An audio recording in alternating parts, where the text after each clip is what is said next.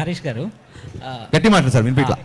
మీరు రాసే డైలాగ్స్ హీరోలను దృష్టిలో పెట్టుకొని రాస్తుంటారు మేబీ, కానీ అది మీ పర్సనల్ క్యారెక్టర్ని దాన్ని రిప్రజెంటివ్గా చేస్తున్నట్టుంది. ఎందుకంటే ఇంతకుముందు మీరు చేసిన గబ్బర్ సింగ్లో నాకు కొంచెం లెక్క ఉంది అలాంటివి, కానీ రాసే డైలాగుల వరకు వినిపించిందండి, ఆ తర్వాత వినిపిలా కొంచెం గట్టిగా అంటే మీరు రాసే డైలాగులు అంటే మీ యాటిట్యూడ్ని కొంచెం తెలిపేటట్టుండే, బట్ అది హీరోలకు వెళ్తున్నప్పుడు మాస్ హీరోలతో ఎక్కువ వెళ్తుంటాయి. దీంట్లో కూడా ఒకటి ఇప్పుడు యాటిట్యూడ్ మీద రాశారు. అదంటే ఇవి మీరు ముందే ఈ డైలాగ్ స్టోర్ చేసుకొని పెట్టుకుంటారా ఇలాంటి కథలు దొరికినప్పుడు పెట్టడానికి? అంటే ఒక డైలాగ్ రైటర్గా ఆ సిచ్యువేషన్కి ఏం చెప్తే బాగుంటుంది నేను ఫస్ట్ ఆలోచిస్తాము. ఇంకోటి మీరు అన్నది ఏంటంటే నా డైలాగులు నా పర్సనాలిటీకి సూట్ అవుతాయి అని అంటున్నారు. నేనే కాదు సార్, ఎవడైనా సరే పొద్దున్న లేచి అద్దంలో మోహన్ చూసుకొని నేను హీరో అనుకుని బయలుదేరతా తప్ప నేను జీరో అనుకుని బయలుదేరారు కదా. హరీష్ శంకర్ గారు హాయ్.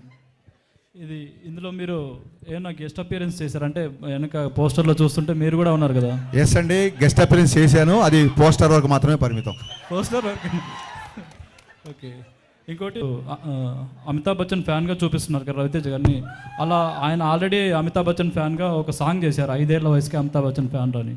ఇందులో వింటేజ్ లుక్లో చూపించి చేయడానికి మీరు ఎంత ఇందులో ఇంతకుముందు రవితేజ గారు చేయనివి చాలా ఐటమ్స్ ఉన్నాయి బచ్చన్ గారిని బేస్ చేసుకొని.